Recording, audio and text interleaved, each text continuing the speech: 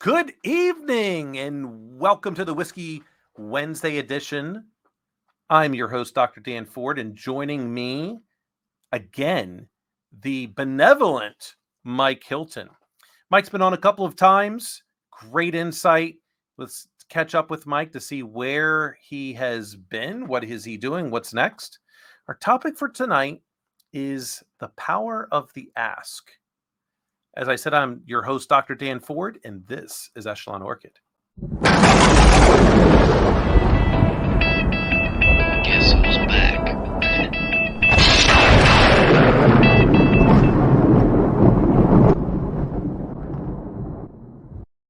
Mr. Hylton. Cheers, my friend. Cheers. How are you? I am amazing. How are you? Doing great. Good to be back. Yeah, what are you drinking tonight? I think it's a little bit of a rum with a tonic water. So Rum and tonic? All right.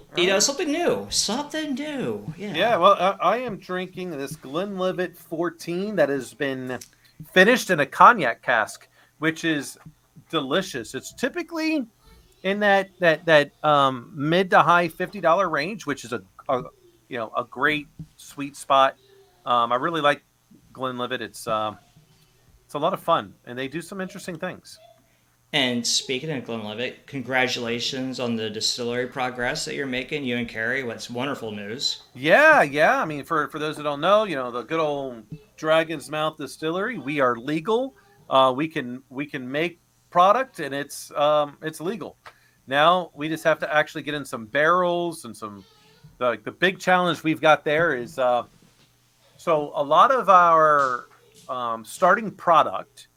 So our flavored vodka, our gin, and our rum is all a combination of organic sugarcane and molasses. Now, I found a supplier. Only problem is that they ship these things in a container that is a ton each. Now, the weight isn't the problem. The problem is that it's 44 inches wide. My door is only 35 inches. So we got a range. So I asked, hey, can you ship it in smaller containers? No, we can't do that. And I'm like, how long will it take me to siphon out a ton, literally 2,000 pounds of molasses into smaller containers? And then I went, all right, I can figure this out. Doesn't take too long. But I'm like, now I've got 16 55-gallon barrels that takes up like all of my space, other than this, basically a 4x4 by 5 foot high container. So, well, I guess I need to reconfigure the storefront window and change one of the bigger windows to be a double door, so I can just roll it in and call it a day. I don't know how much that's going to cost. I'm picturing like garage doors opening up, bay doors. Yeah, I can. There's some things that I can do that with glass, and I just got to figure out what the cost is for that. But I'm like, all right, worst case scenario, there's a storage unit stuff right behind us. We'll drop it in there because for each batch it's approximately 30 pounds of sugar and 10 pounds of molasses, and we can just do that at a time. But then we're, paying $50 a month for a storage unit. Yeah. So you mentioned today's topic, and it's an interesting one, the art of the ask. Yeah. On anything. So I'm curious, how did you come up with this topic? This is fascinating. That's right. All you have to do is ask. So, bringing this back. Did you just pick that up? No, I got this a while ago. So, I finished reading it maybe 4 or 5 months ago. This is actually an advanced copy from Wayne Baker. Wayne is a part of the best business school that you can go to at the University of Michigan. How did I know that was coming? I started thinking about this, the other day, Because someone said to me, well, it is always better to ask for forgiveness and permission. And I went, I used to think that way. I no longer think that way. I think they've got it wrong. Because Really? if you have good leadership, if you've got good mentors that are above you, this first phase, you're not asking for permission, nor are you asking for forgiveness.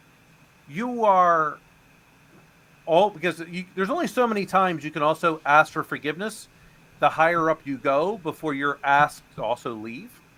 But whenever someone asks for something from you, or you ask for something from someone else, you're in a negotiation.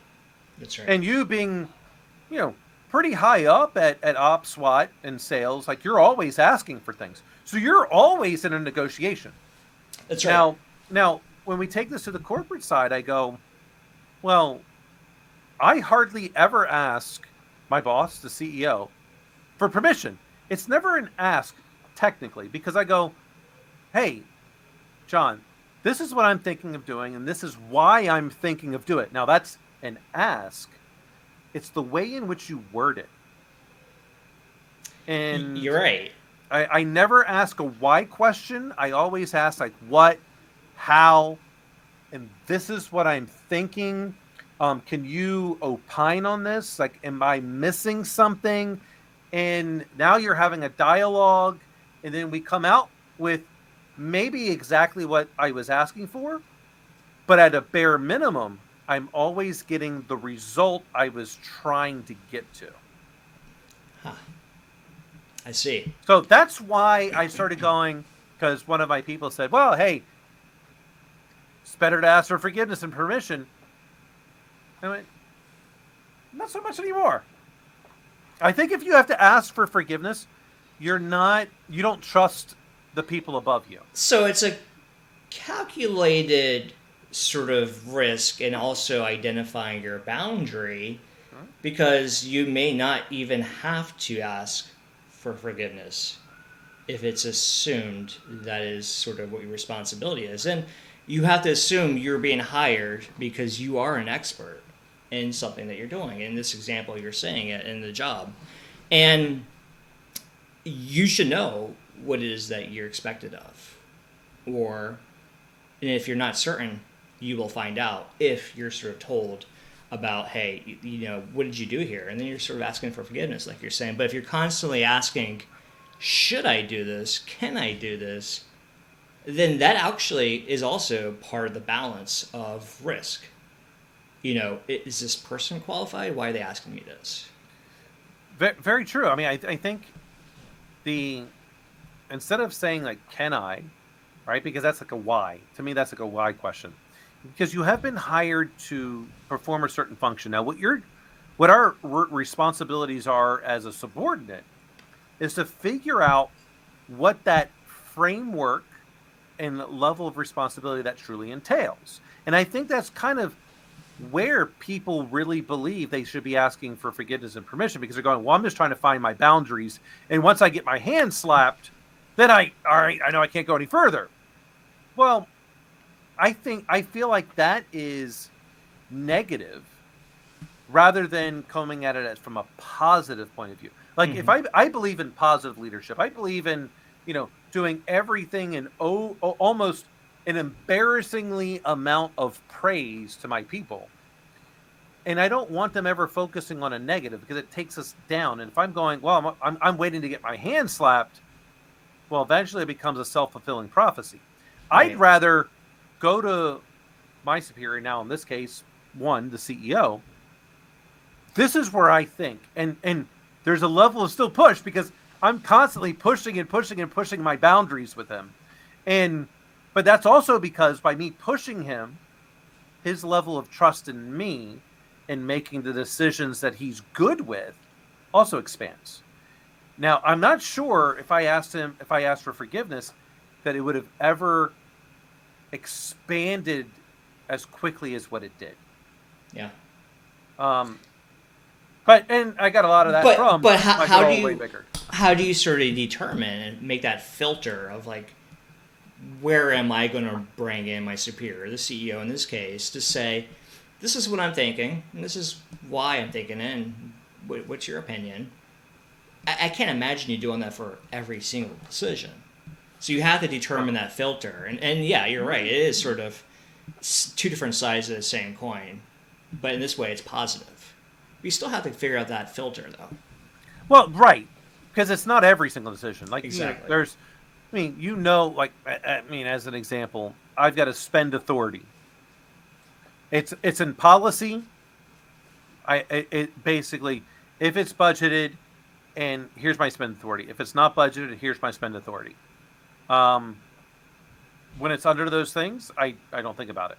Yeah. Okay, here it is. It's budgeted. And in your case, it's well defined, but not every situation. Not everything well is. Defined. And so this is where I believe many leaders go wrong, and that these things happen because they don't take enough quality time in investing in their subordinates.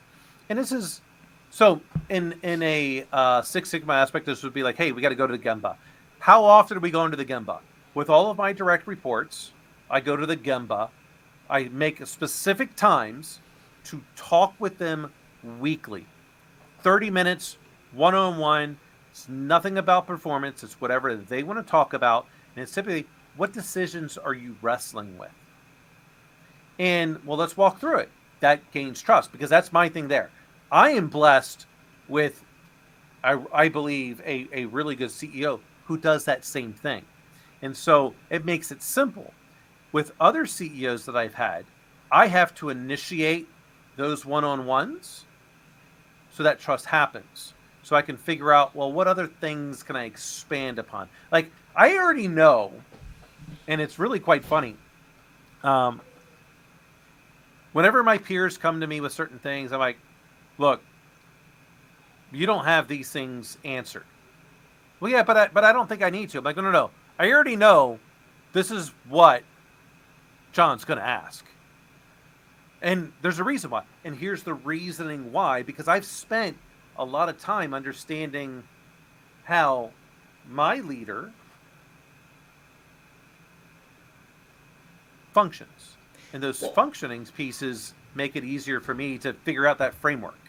So going back to what you said earlier, isn't that the why? And understanding how they function is the premise of why are you doing this? Why is it like this? And that way you have some of that understanding that's implied that this is the way he would want it to happen. So technically, yes, but let's think about this. All right. And so tell me your gut reaction when I ask you this question. Sure. Mike, why did you just sign that contract? Well, when you put it like that, it's accusatory. Almost every single time when you ask a why, it puts you on the defensive. Whereas if I go, Mike, what were the business objectives of you signing that contract? But still accusatory. But what were they? That the aspect of saying what versus why, and there's another reason. When you start taking it back further, as a parent, and you now know this, why did you do that? It's a great why. That no word one why necessarily. Goes, whoa, it puts you on defensive. Yeah. But no one likes to be questioned, really. But you could say, why did you go this route? I guess right. Rather than why did you do this? Yeah, the why makes you feel defensive. Now, I was very over the top in those things. Sure. But if I were to say, why would you do that? Like, I can't feel a way in myself that goes, why are you quiet? Well, but if I would go, like, I would imagine your perspective of being in sales. You've met someone at a conference, you've done a teleconference, and you could say, what would it look like if we could get together the next 30 days and it would make it worth your time? Right. They're going to think they're going to go, well, what would it take? I might be like, well, hey, look, Mike, I think the only way I can make this work is if you could do something like at 6:30 at night, and we could do like a virtual happy hour or a drink, or I might say I can do breakfast. Right. I bet it's really hard. Like I now have to think, and it's an ask. And that's actually part of, I think, of a very well crafted question. Mm-hmm. And Mm-hmm. you might call it like a loaded question, but to provide substance inside the question that alludes to why you're asking and background that would, be strategic and work for both of the parties. So I've been thinking also a lot about this part. In that first initial question, would you rather have a yes or a no? You always want a yes, and you want easy yeses leading up to the harder questions. You usually Do you? probably want to. Yeah, you don't want to come out of left field. So whenever you ask someone something, it shouldn't be a surprise. And you should essentially be asking something that starts off easy, but then kind of paints the picture of what the conversation you're looking to have entails. I might think in your initial aspect that's not true, and this is the reason why I think so. Yeah, When I think someone says yes immediately, it might be just to get you to shut up. sure. But if they tell you no, as humans, we feel this need to explain why it's no, and that gives you more information. And so now you can pivot until eventually you get a yes. But if they give you a yes right off the bat, it might just be like to kind of get you to go away. Well, you're right. So there are, as we say in industry, liars and there's buyers. And there's someone who's going to say, you know what? I absolutely love the solution. This is perfect. It's not a matter of if, it's when.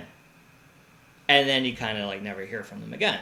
But the person who's just like, kind of like me, always asking the really hard questions and trying to understand how does this work, that's likely, someone who's very interested. Absolutely.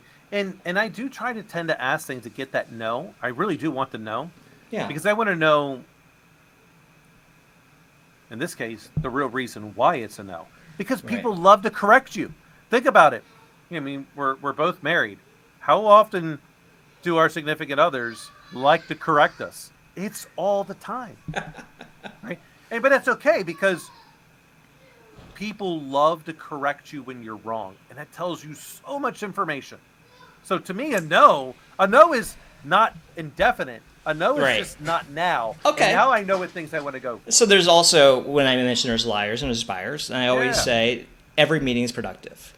Everything. You're either coming out with an order, or you're learning a little bit more about your product, or the context of the industry and your market, of or not to waste your time on that something hasn't worked, or not to waste your time. But there's always something you could take away, and if it is a no, you ought to know exactly why it was a no, like you're saying. Yeah. So it is valuable. There's value to all of them. But if you're looking to ultimately get to... eventually you need a yes if you're trying to sell. Yeah, you do what yes is.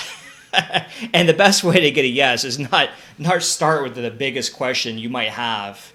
You might want to lead up to it with something that's going to take them through a path of self-exploratory of their own challenges they're facing.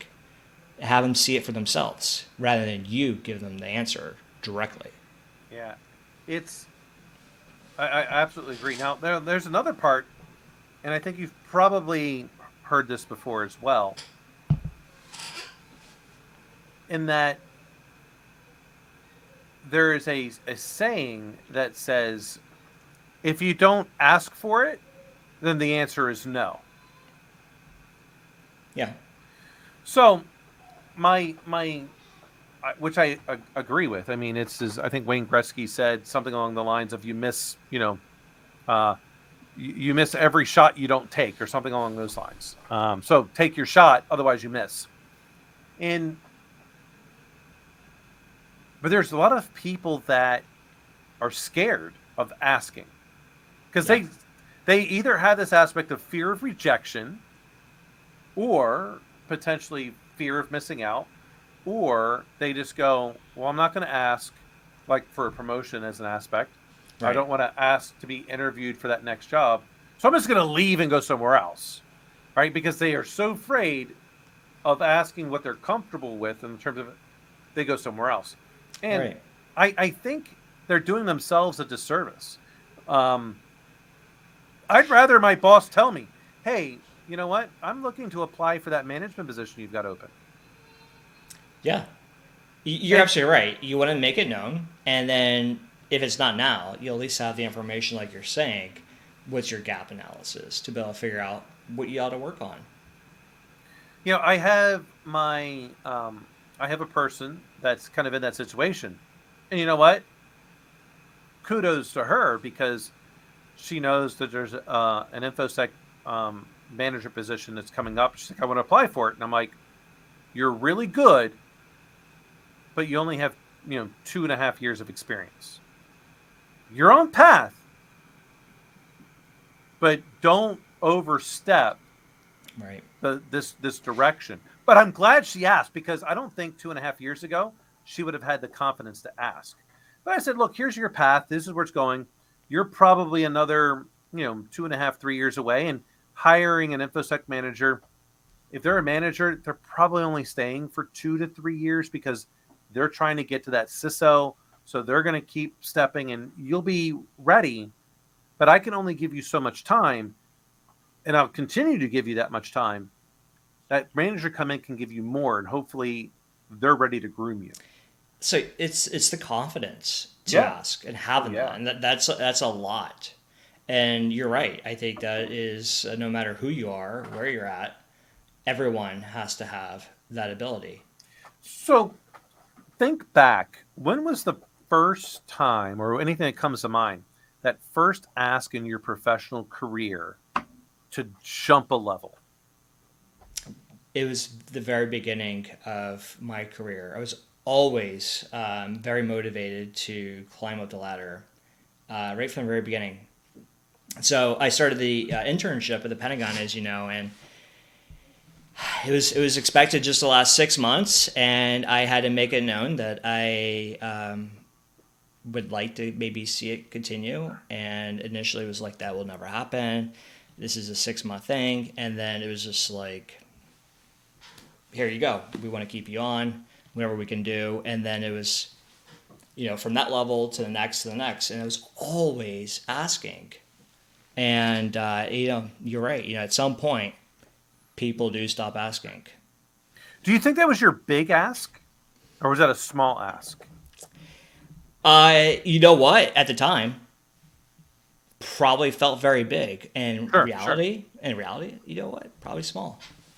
Because when I think back, I think my big ask was when I was at Good Technology and I met Rick Siegel for the first time. And I'm like, he's on to something here. So I asked for a meeting. And then I told him, I'm interested in coming on board. And then things started to domino. But you have to manifest that intention. Yeah, and that was, for me, a very big ask because there was a lot of people. I mean, look, with the stuff that we were doing at Fixmo at that time was much different. We made some mistakes. Like I will still go down and saying the containerization of applications was not where we should have gone. We should have been doubling and tripling down on that integrity monitoring that we were doing. Yeah. Because that was, no one else was doing it. And that's what's important in mobile, is that aspect. I 100% agree. So in your case, your ask is essentially an offer to negotiate. Absolutely. I think we're always in negotiations. I can't really think of a time when I'm not. And TK and I talked about this in several episodes ago, because I really believe that everything that we do in life is a negotiation, and I also 100% agree. And you've heard me say it, but I think the country has said it even more so than mine. Never negotiate with terrorists. Yeah. I feel like, and there's many people say, oh, look for the compromise. I feel like anytime you compromise, especially in your personal life, you regret it. Well, you know what? You said it very well, backstage before we started about just being paid equitably for risk. And it's always commensurate, look for that commensurate payout based on risk.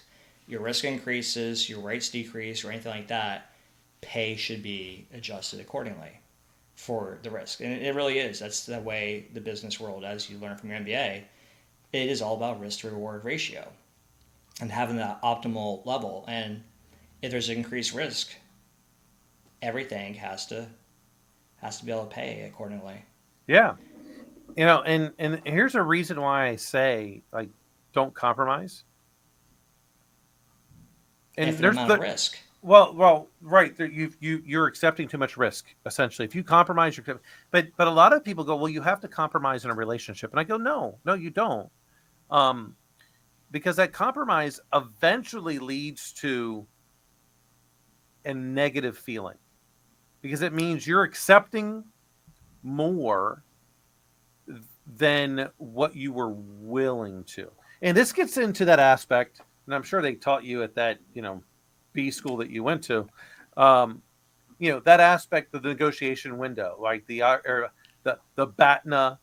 Oh yeah. All right. And that, like, well, okay, what is, because what was the other one? It's BAPA, best zone of, negotiations or something like that. Like, you right. want to be in that zone. If you go below your best alternative to a negotiated agreement, you lose.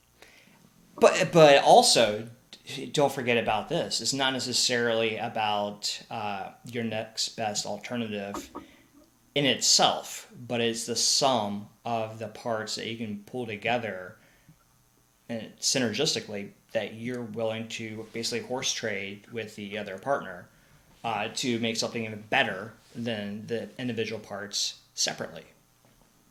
Well, and this is where it gets into from the ask to the negotiation, in that ideally, and almost always, in my opinion, it has to be a win-win. It is, but the win-win is not based on equal value of the components between the parties. You may value something much more than another person, such as a direct flight to Washington, D.C. or New York, versus someone else might not care as much about that. They might care more about something else. So there, you're able to set up a trade. Well, right, but that's where that aspect of that win-win comes in. Yeah, and this gets into that aspect of that communication of, I need to figure out what your no is, because you're going to tell me what's important to you. So I now know that that's an attribute that needs to be included in my negotiation, because that's going to get you that win-win. And that is what a mature negotiator will do. Oh, is explain, what is it that they're looking for. Yeah, and for anyone who wants to know a lot more about those specific concepts, Chris Voss is amazing at this. I've been following his works for I don't know how many years. He is a savant, and you could subscribe to his stuff on Masterclass. He's got some other things. He's amazing. Love what he does. And oh, by the way, he did negotiate with terrorists all the time, but he never gave in to their demands, because he was an FBI negotiator. Right.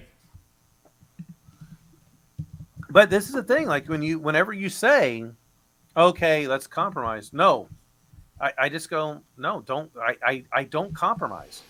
Because every time I have, it's not gone well, because I'm giving more than what I was willing to do, because I felt like making the other party more whole was in my best interest, and it has never turned out to be in my best interest. Never once. Interesting, yeah. No, I mean, you need to negotiate with your best interests, and their best interests could very well align with that as well. Because, like I said, everyone has a certain value on individual components of a deal, and that's what you want to do. You want to break down a deal into as many small components as possible and identify the modularity of these, if you will, and say this is top ranked for me, but it might be top, it might be mid pack of the things we're talking about for Dan, and that's where we can come up with a deal, or vice versa. Absolutely true. And this is and here's another reason, or not another reason, another thing I think people need to take into consideration.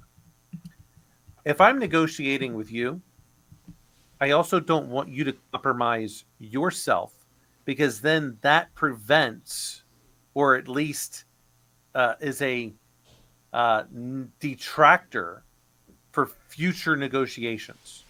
That's why I believe the win-win is the most important thing, because I'm going to need something else from you, and I can't have you ever having that bad taste in your mouth of previous negotiations.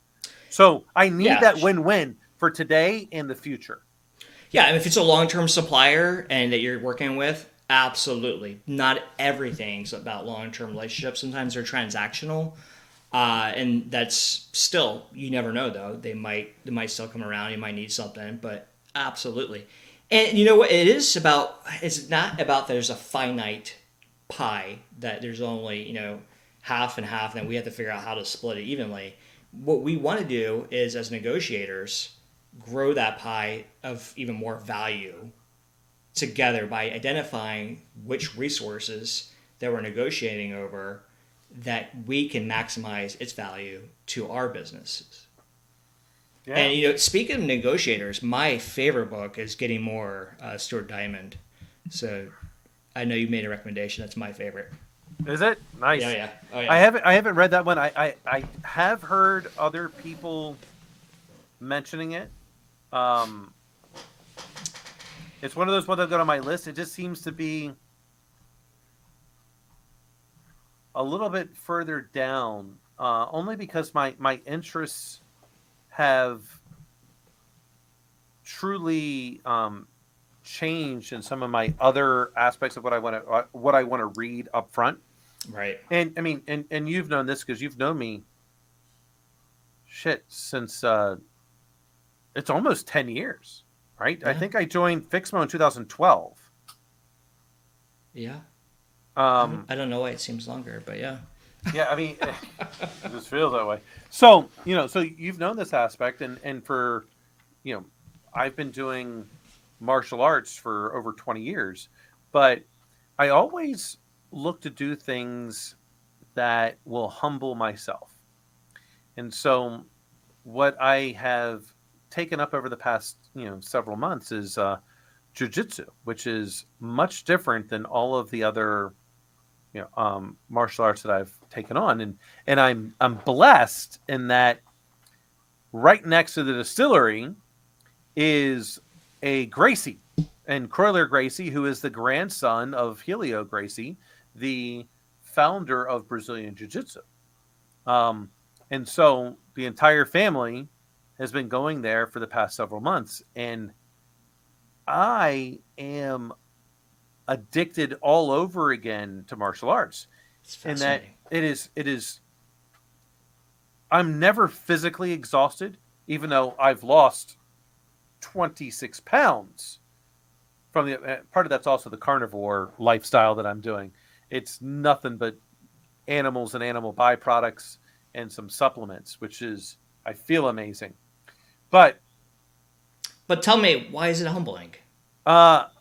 So I've had, black belts, or depending on the traditional, like the traditional Chinese martial arts, being considered a senior student or advanced student, and now going to a white belt. And my someone is a white belt. Yeah. And having someone that is far junior than what I am, and everything that I have learned in my past doesn't matter, because they can easily take me to the ground and just have their way. Like, it doesn't matter. They can, even if I were to strike, and in this case it can't strike, but I can tell the distance, and eventually I'm going to get a hold of and be taken to the ground. Now, thankfully I've advanced. I understand these concepts, and I can feel the body movement, so I can position and I pick up these things quickly. Uh, However,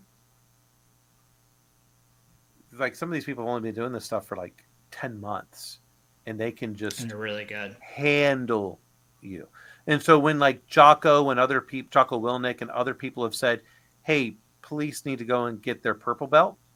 If they just had their blue belt, they would be able to completely subdue someone that's not trained. It is amazing. So that humbling aspect is one, people far younger. I feel like I've got more credentials and they can still just humble me, which is great. But the best part about jiu-jitsu, which is I think every leader should get into, if you're in a good jiu-jitsu place, that person explains to you, this is what you did wrong. Now let's close this up and close your weakness. And now let's go to the next. Because it's constantly building. Because your Yeah. training partner, if they get better, then you get better. And then they get better. And then you get better. Humbling yet building confidence. Yes, absolutely. Yeah. So I went to Croyler, who is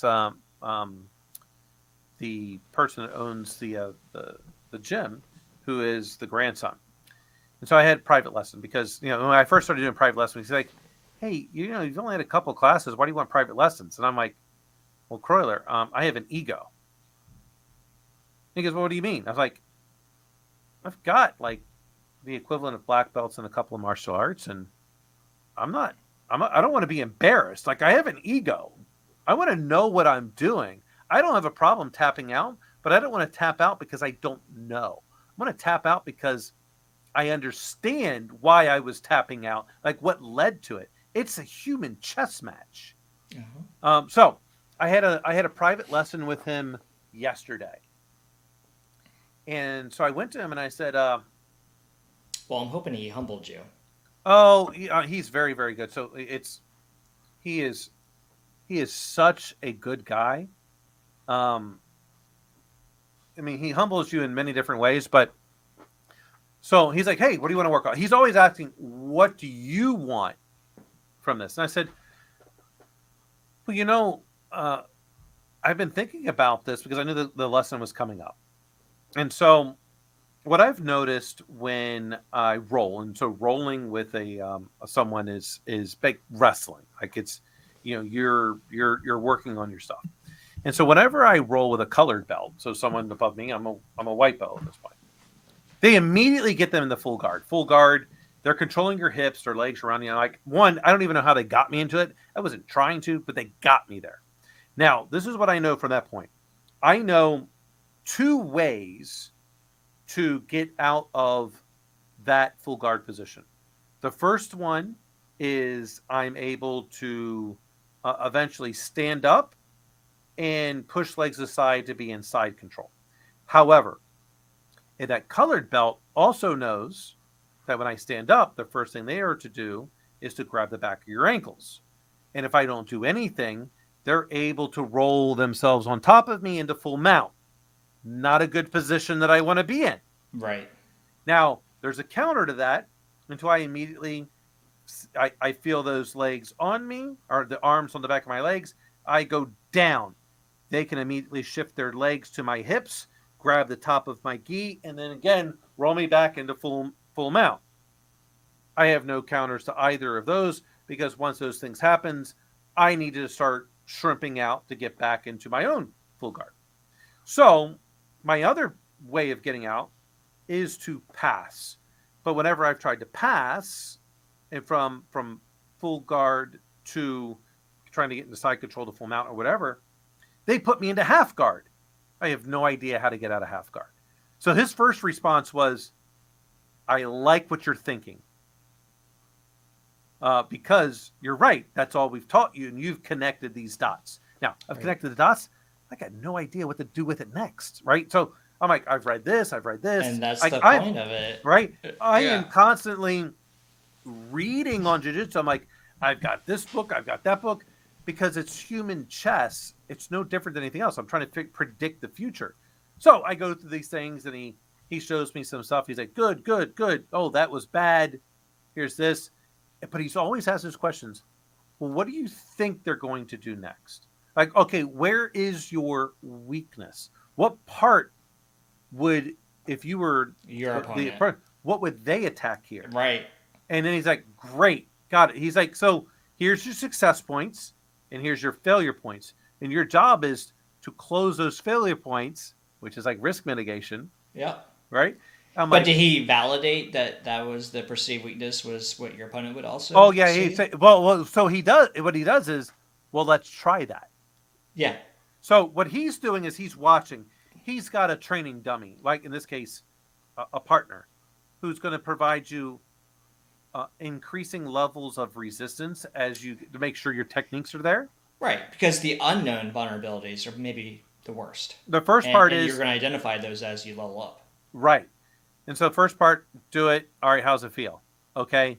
Training partner, who's a higher belt than you. Where was the weight? Did you feel this here? Yes. Okay, they're doing it right. Let's increase resistance. Let's increase resistance, increase resistance.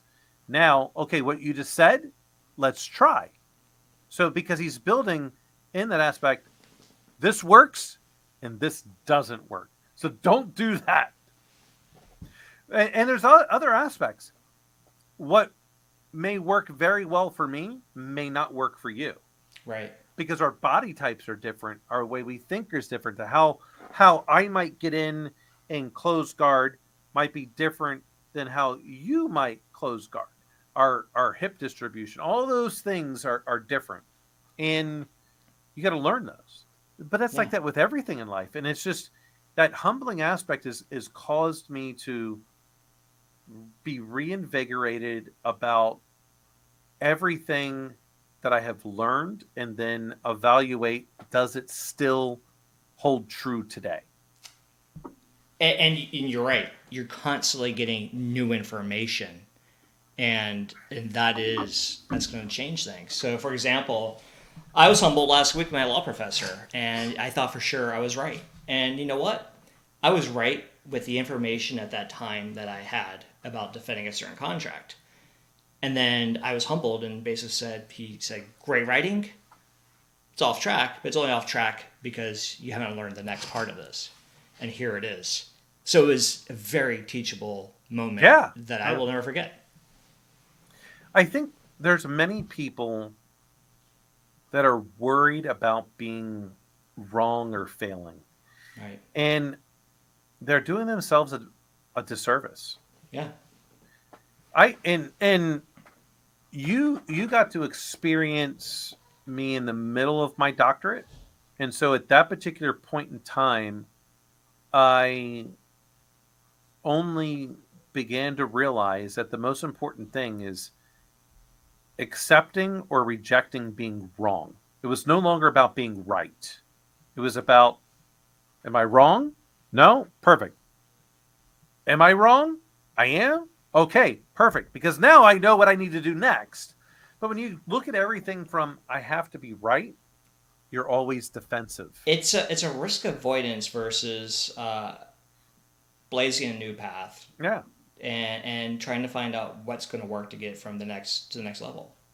Yeah. And so let's see, we met in 2012. So I was 2 years of time into my research and classwork. And in 2014, I completed it. But I've never stopped interrogating myself with, am I accepting or rejecting being wrong? Too many people want to be right. And they do themselves a disservice because, again, this goes back to that same aspect, or at least how I'm positing it. I want the no, because the no gives me more information because people are going to tell me why it's a no. I also need to know the I'm wrong or the no, because it tells me the direction in which I need to go next. If I'm right, which is why I hate saying I'm right, I'd rather go, I'm rejecting being wrong. It's not settled. I'm just currently accepting being wrong until new information comes up. Or I'm rejecting being wrong until new information comes up. If I'm right, I'm going to defend that till I take my last breath. Right, and I do think people dig themselves into a hole where they're willing to defend something, and they might even know that they're wrong, and they've sort of held that belief for so long, and they just don't want to look like a fool. And there is a thing where I was reading this financial blog, and it's talking about liquid courage, and it's not it's not what we're having right It's not what now, we're doing right now. but it's basically success. Once you hit a certain level of success, then it's going to garner more success because then you take that risk of I could be possibly wrong, and you'll be okay. You know, is the person who's just starting on their career, are they willing to maybe accept that? Is your acceptance of risk there to be wrong and to ask for that forgiveness? So, at what point in time do you think you need to walk away? Almost never. It's a failure if anyone walks away in a negotiation. However, your next best alternative may be your best alternative, and then it's a whole other transaction that has to be evaluated. You know, What do you think? well, I mean, I think we're fairly close to the same thing, and here's, I think failure only exists when you say it's time to give up. Right. And so when I look at going back to the distillery option, this side, it's a mirror option. I always forget the mirror aspect. You know, many people were like, "Oh my gosh, Tito's vodka is like an overnight success." It took them 20 years to get to that overnight success status. That's right. And so here I am starting the distillery. The failure is giving up. I believe with what we're doing with the distillery and to eventually, like, even the show, like, all right, I'm having fun. Yeah. I feel like the distillery, we're going to do something that's a little bit different. And I think people desire something that's different, and there's a social message associated with it.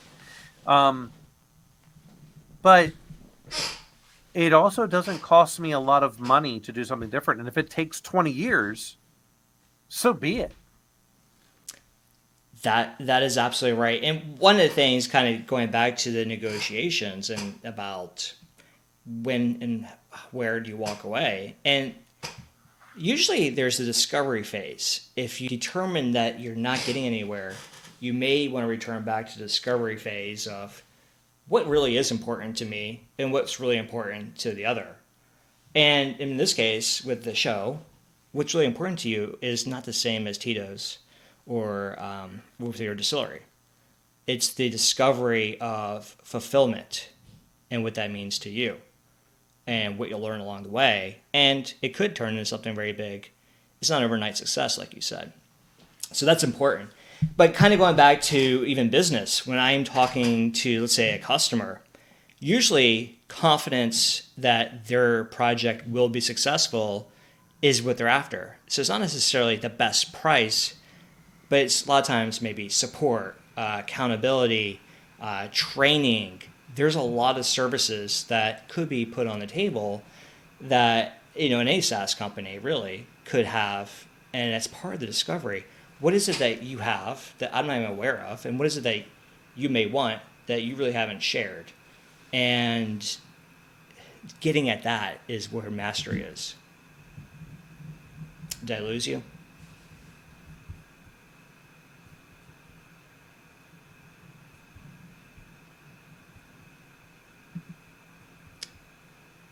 I think I just took over. Nice.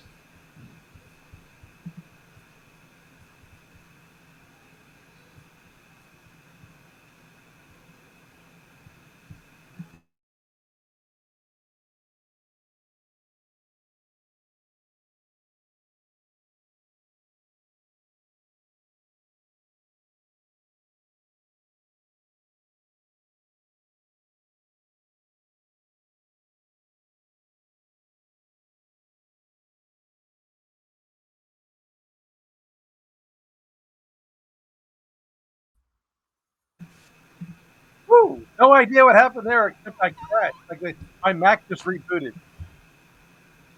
Maybe I thought it was something with the whole walking away thing. I don't know. Maybe I was like, "What?" Like all of a sudden, you were talking, and I was like, "Oh my gosh, my Mac just crashed." So, yeah, maybe it's got exploited because from the latest, Mac vulnerabilities were just announced. Oh, you didn't update? Oh man. I mean, this just came out today. I don't know if that's the answer or not. No, I updated it yesterday. It came out yesterday. Oh, did they? All right. Yeah. Like I don't really. I only use the Mac for here, but you know, um, I don't know. I don't remember exactly what we were talking about. Other than I was like Whiskey Tango Foxtrot. Why the hell did my computer forbid? Yeah, it's really about discovery and negotiations and finding out what's important. And it's not going to be necessarily the fully stated. It could be the unstated or the undiscovered from the other party. And you have to break that down. Right, and I think the discovery phase is extremely important because the idea is we want to get people open, and we should assume that we're going to have to go through a negotiation with the other party sometime in the future. And so if you exploit them, they're going to eventually find out. Right. So, and that is the old school mentality of negotiations. One wins, the other loses, and that I don't think is the way it's done anymore. It's not sustainable. Right. Because people will remember it. And they're going to be looking to get even. And ultimately, you do want them to be successful as well. Like, everyone I work with, I want them to be successful. That's important. Yeah. I mean, think about it. You've got a customer. They've got a problem. You need to eat. They need to eat. So if you gouge them, or they try to gouge you, it's not going to work. The next time around, you're not looking to work with them. Yeah. If you gouge them, they're going to remember it, and they're not going to work with you in the future. It's everything is a cycle. And it's a competitive market out there from everything, employment, everything. You gouge something or someone, the market usually corrects. And with that, I mean, this just gets into my new current philosophy. Yeah, let's hear it. Which you probably won't like as a person in sales. But what I've said is, for my organization, if we have determined that this particular area is a point in which we choose to be innovative, any partner we sign up with, the contract cannot be any longer than a year. We'll pay a premium because the vendors want long-term commitment. Right. But when you take a look at that, so to speak, discount rate over time, because look, $1 today in your hand is worth more than that dollar 5 years from now, right? Sure. And so you want to know what is that risk premium, right? And so paying for 3 years of something, they may maybe whatever the price difference might be. But if it's a point of innovation, I need to be able to change out partners that aren't negotiating in good faith and aren't keeping up with the demand from my customers. I mean, you're right about that. The dollar worth today versus tomorrow, I would have to say it's worth the least amount as it's ever been today versus tomorrow, just with the T-bill rates at 10-year Treasury and things like that. But there are transactions. Well, yeah, but the 10-year is the long curve, right? Even looking at the short-term curve, it's not good. Well, no, you're right, but I think you look at the risk-free value of an investment, and that's usually what you look at as the 10-year. Yeah, sure. But essentially, I mean, let's say 20 years ago when it actually had a decent rate, maybe. Yeah, I think it would be worth a lot more. But like you're saying, there is that cost of maybe being locked into something, and you want to look for innovative solutions. However, there are transactional costs, not only on the vendor side, but on your side. And the paperwork of renewing it all the time, reviewing the contracts, opening yourself up to price escalations. So there is some value on both sides of the scope of the term of the contract. And that sort of maybe has to be evaluated as well. Well, and this is where I go. An organization needs to choose where they want to be innovative or creative, whatever it might be. You can't be innovative or new or advanced, fast follower, or whatever you want in every aspect of your business. So choose, Yeah. right? Some things should have a long term because you need stability. Yep. And other aspects of, okay, if this is your core business, you might want to see when you're not developing it in house, you need to see where the better mousetrap is coming from. And so, like as an example, I was giving with the particular managed services partner that I needed to go with for a 1 year contract, it's $120,000 for 1 year. If I do it over 3 years, it's like 94,000. So, am I willing to spend the 26,000 to have a 1 year? Well, in this particular case, it's a commodity, so it's better to save the 26,000. You're right. In that case, if it's a commodity and it's not going to be something that you have to sort of reinvent every single year, it makes a lot of sense. But the thing that I think we're seeing is not necessarily a cost savings by locking in long term. I think supply chain disruptions are having price fluctuations and increases that we haven't seen, in the whole industry. That's going to probably manifest itself in the end user products across the board for anything. Well, And maybe having that locked perhaps. in, yeah, would be okay. Right. So I think the answer to the supply chain piece becomes more true when you're hardware dependent. But the inputs, and this is labor, cybersecurity developers, that's going to be one of the most expensive inputs anywhere. Well, right, but your supply chain. I mean, well, cybersecurity. There's a shortage everywhere. I mean, no matter where you go, there's a shortage of that. But let's just go a regular technology route. If you're dependent upon services, your supply chain risk is lower than if it was on hardware, just because of, I mean, especially today with COVID, the amount of people who aren't able to produce the hardware is a much higher risk than people that hardware is already there. They just need to hands the keyboard. Sure. I'm just thinking labor shortages, and the labor shortages are increases in So where do you think production. so that's interesting. So where do you think the labor shortages are? You think they're in the higher skilled positions or lower skilled? They're both. And you have mobility, which is the ability of anyone to work from anywhere, which allows them to have more job opportunities where they might not otherwise have. So then there's the ability to move. So initially, you would think, well, that would be a good thing, right? Because then you have more potential. But what's happening is that with the treasury rate being so low, it's very lucrative for private equity firms to invest their money and create these funds. So it's attracting a lot of new startups, and that is driving up the cost of labor naturally. But I have to ask you this, and it's somewhat related, because you're in the industry on both sides of this. Bank of America, I think it was 2 weeks ago, I think in Wall Street Journal or CNBC, I think it was CNBC, so they spend $1 billion per year on cybersecurity, products, labor, everything. And they're insinuating it's not sustainable. It's not. Yeah. It's definitely not. So this has been my overall biggest pet peeve in the cybersecurity industry. And this is where many of them don't put this into business perspectives. And all those CISOs that are out there,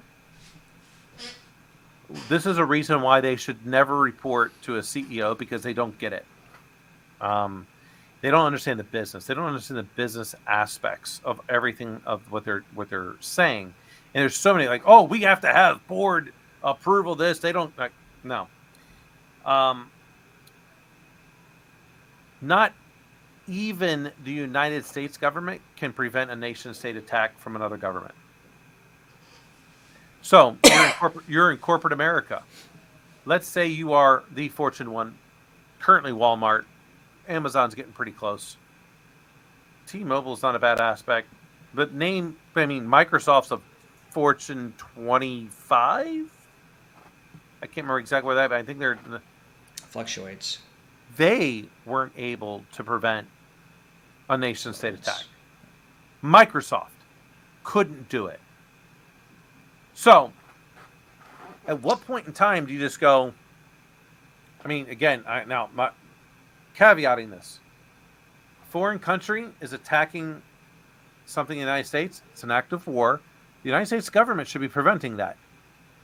And I believe many insurance companies are going to start rejecting claims because they're going to say this is a nation state attack, and there is exclusions because I've read mine that says if it is an act of war, you're not covered. And even so stateless. I would sue the federal So I would sue the federal government for not protecting you. Right, that's what I would do. So and that actually, and I'm leaning into this a little bit with the law degree. And this is my opinion, I see one of the ways of sort of fixing this is laws around reporting and laws around disclosure, uniform laws, not just Why is PCI and HIPAA. It's got to be uniform. Why is it that California's reporting laws are the most stringent? Why is that not for every state? Like, why is that not federal? Because it's difficult to adhere to it. Yeah. It's very difficult for companies to adhere to multiple laws. Look at, prior to ERISA with pensions. Every state has something of their own, and there was different for if you're in union or non-union and everything. And then ERISA came out and made a uniform law that everyone could follow, and it was much easier. And I think the way that this is going to have to happen is why not have a FSMA type reporting for any critical infrastructure? That's reporting on a regular basis. Look, the SEC does it for publicly traded companies. You have to report because it's a matter of public trust and safety. Same thing on critical infrastructure. Do you think we need to redefine what critical infrastructure means? I think it's very well defined from DHS. They have, I think, the different 13 sectors.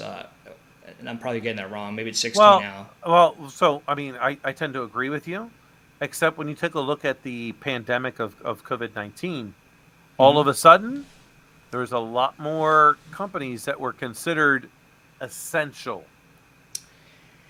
Sure. Manufacturing is critical, and then you have to identify who is essential and to identify what are they going to do to keep the supply chain operating? It becomes very, in this case, complex is, we can solve that. Complicated, much more difficult to solve. That's right. Eventually you can just untangle everything. It's complex, but complicated, just the talent's not even there maybe to focus on it. Right. But until there's laws, and then there's a penalty, and there's uniformity in that market that can sort of follow and come up. So I mentioned reporting, but also disclosures. If you fail to meet something, even if it's not even breach related, but if you fail to secure critical infrastructure, identify it on a regular basis and meet the bar, the standard level of whatever is maybe CISA comes out guidance, you have to report and disclose on it and to your suppliers that you haven't met the mandatory standards.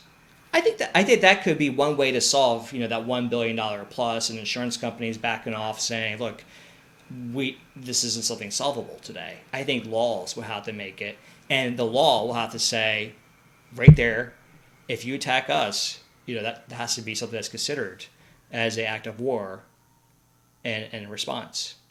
That's the biggest part for me, because I'm a $4 billion institution.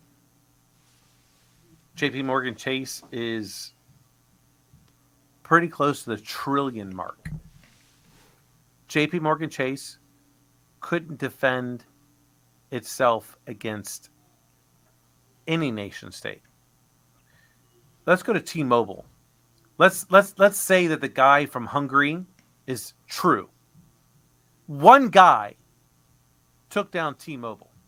One guy over, if I remember correctly, a 2-week time period.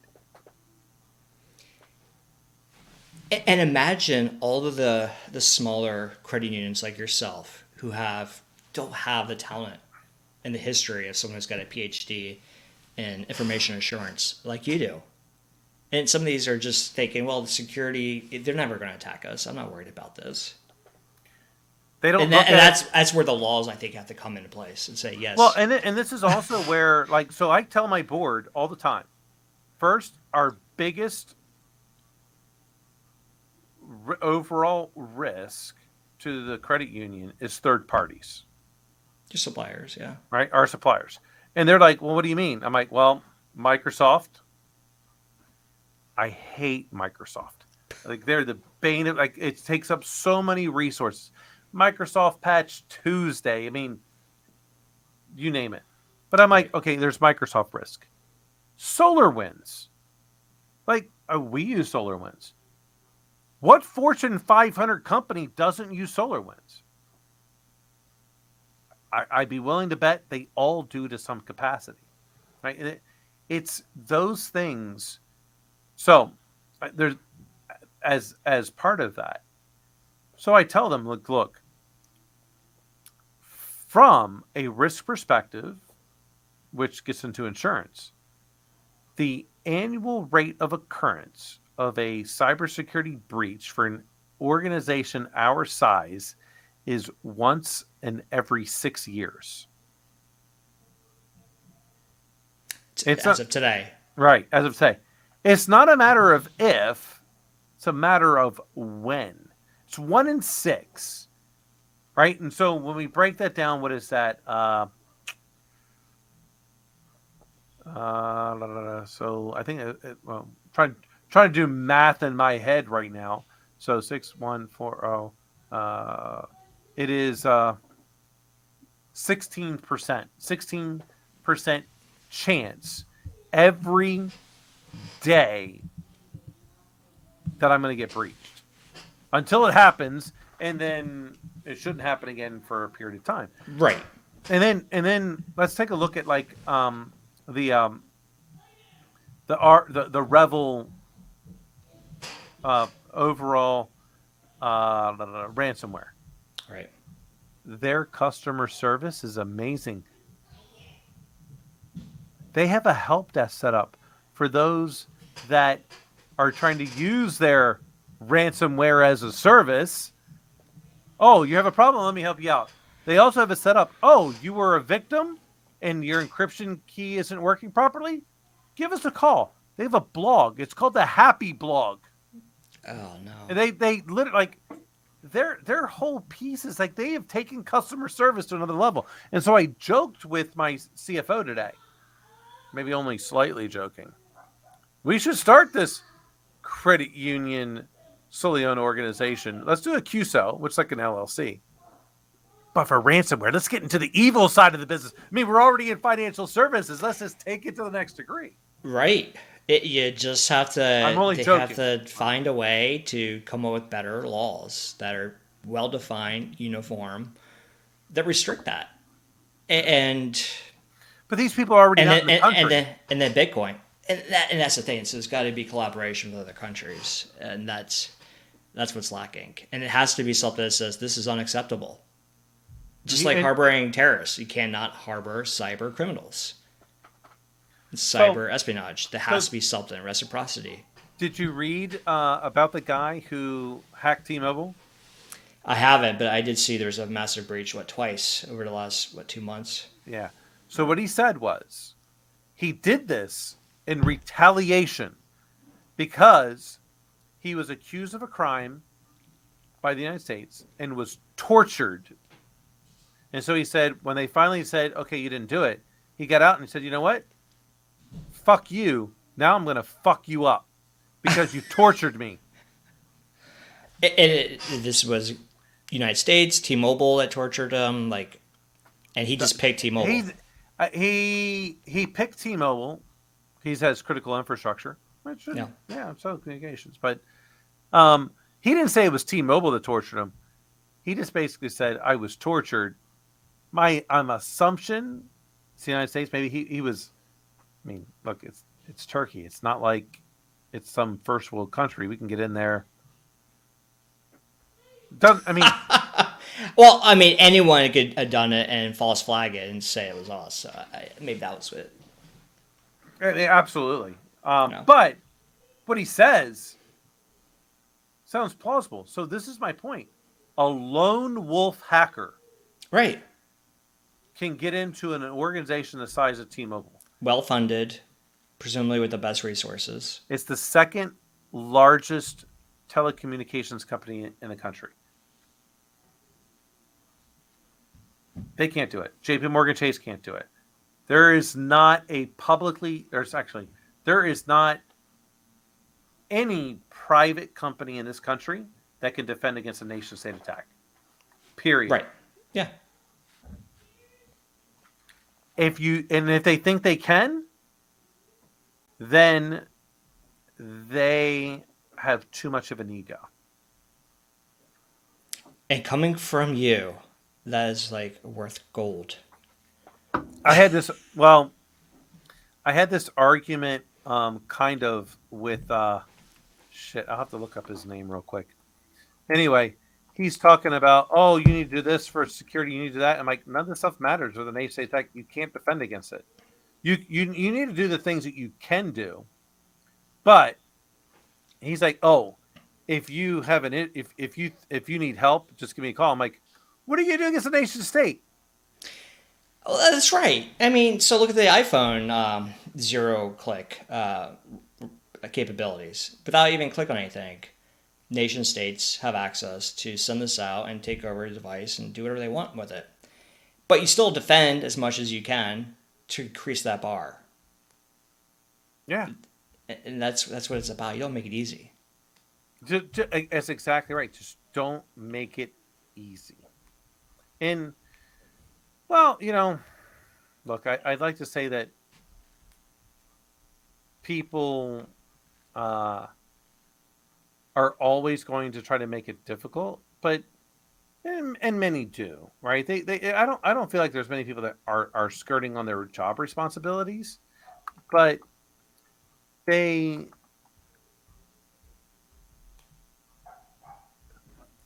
time gets in the way. There's only 24 hours in a day. And as part of that 24 hours, you are focused as a CISO, as a CIO, as a CEO on many different things that are going on. This is why the defense side of the industry is a losing game, because you only have to be wrong once.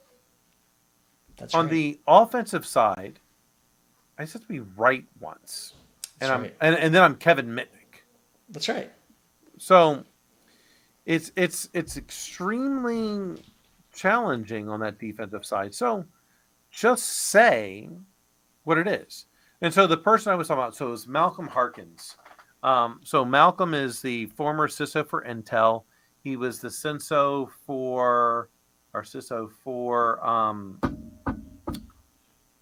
the company that BlackBerry bought that was in the QNX. No. Recently in that it's an endpoint product. Right. Competes with CrowdStrike. Yeah.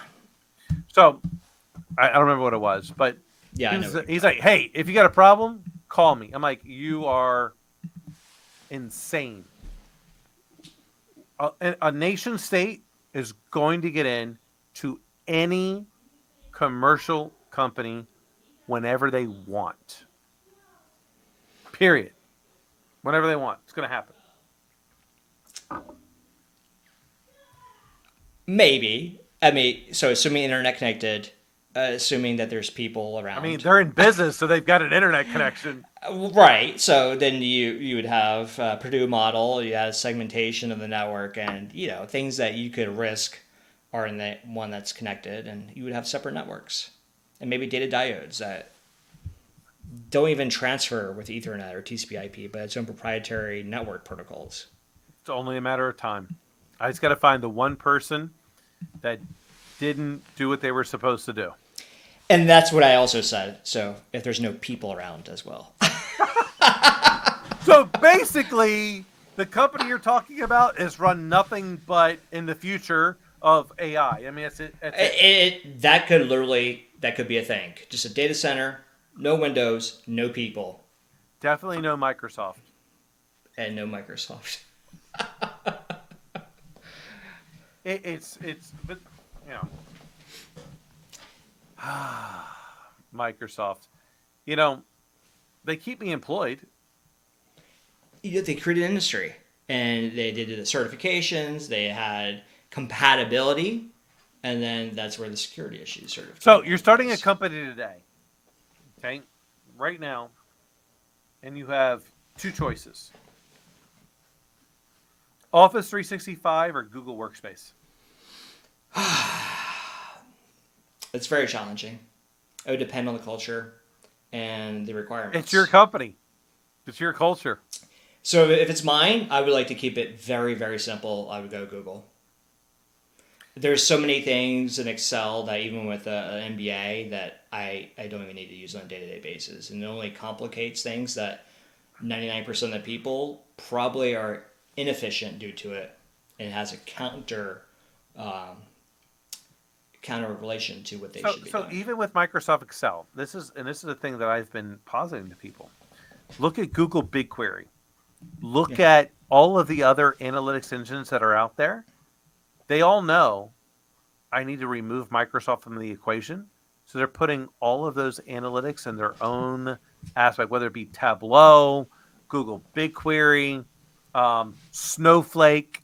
They're all putting it in their instance. They remove Excel from the equation because they all know Microsoft is the barrier. Say this again. So you have all these other tools out there, which I presume found a way in a niche to do something better than Microsoft. All those analytics are being done in their cloud instance, the SaaS instance. And then what are they doing? They're doing something in the Azure cloud? Yeah, so all those analytics. So like, Microsoft Excel is quite powerful. Like I will, like even if I were to take a brand new organization today, I would still have to have Microsoft Excel for people like in finance and some others. For sure. Right? I absolutely love Excel's data capabilities and finding like the P number and pivot tables. But if someone just really needs a simple spreadsheet, it actually is going to create inefficiencies. Absolutely. On Excel. But I know this, you know this. So Google with BigQuery, which is their data warehouse and data analytics systems, they're taking it away from Sheets and Excel, and you're doing all of those things in there. Snowflake, which is another big data warehouse thing that is on top of the Amazon, or currently on AWS, but they've got some other instances that are happening. They know that. Are you saying they're data mining with like a little ML in there? Yeah, they have the capability. So they're bringing all that aspects into the data warehouse, and then Snowflake, BigQuery, and others are providing their own analytics engine to replace Microsoft Excel. So you don't have to go back to Excel. You do it all in their workspace, so to speak. Yeah. To do all of the analysis. Because, well, they all know Microsoft Excel is the way people are used to. So they just do it. We can make it simpler. We can do it with a graphical user interface, GUI, right, rather than you understanding how to do, R. Yeah, definitely like R. Like, yeah. Well, that is the thing. Anyone can make anything overly complicated, and I think a lot of people make that mistake. But there is a beauty and simplicity in being able to do what you need to do it fast, do it well, without the issue of your system crashing in the middle of a recording live session. And I like to remove risk as much as possible. So I will actually use sometimes Google Sheets and over Excel when I need to, just to keep it simple to auto save. And I know they have that in the Office 365 this now, but. Well, this is Microsoft's challenge. They have done nothing more than iterative approach to technology. And their iterations were, and it started with, no internet exists.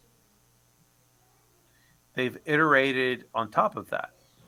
Google has the advantage in that they started with the internet exists, and therefore people need to search and get information quickly, and they need to collaborate. Microsoft is Frankenstein bolting on internet collaboration. That's like, ugh, ugh, ugh. Like that's Microsoft. Google's like, Yeah. Yeah, and not only, yeah, exactly. And not only that, but the assumption is not only that internet exists, but it's always connected, always high bandwidth, reliable internet. And what can you do with that? You can do so much more than what you could do before. And you can simplify things. You don't need to have a heavy operating system, hopefully not updated every single Tuesday, but something that's streamlined. it's only one Tuesday a month. Continuously updated. So It's only one Tuesday a month? yeah. I So every this week. is what's funny. So in the last 3 years, which has more exploitable vulnerabilities? Okay. Microsoft Excel or Chrome OS? Exploitable vulnerabilities. All right. So when you think of that, is the Excel networked based with Office 365? Let's just say yes. All right. Let's just say yes. You know, Because I mean, who I'm is gonna say using a web computer browser. that's not connected to the internet? all right. Exactly. But I'm going to go ahead and I'm going to say Chrome. Because I'm on I think update 140 at this point. Right. You're on update on 140, but the exploitable, I didn't say just all, I just went exploitable. So exploitable in this case, like you could find it in like exploit.db or Metasploit or something like that, right? So in the past 3 years, Microsoft Excel had 60. But are you talking about the application or the document? Microsoft Excel. Yeah, the application of Microsoft, the thick client, not the online version, which is a browser based, versus the entire Chrome operating system. I mean, the files themselves are carriers of malware infestations with right? macros and things like that. So Excel, VBS, it was like 60 something. Chrome OS was like 7. Chrome OS, okay. Yeah, 7 exploitable vulnerabilities in something that's that complex. Yeah. Versus Excel. So when you're looking at some of these things, you've always got to weigh the risk reward and not just risk reward. What's my business objective? Like people go, but I'm just used to doing this in Excel. I absolutely do hate Microsoft. So I stopped using Microsoft back after Windows XP. But on my wall here, I have 8 different certifications that's signed by Bill Gates. I used to love Microsoft, and it's just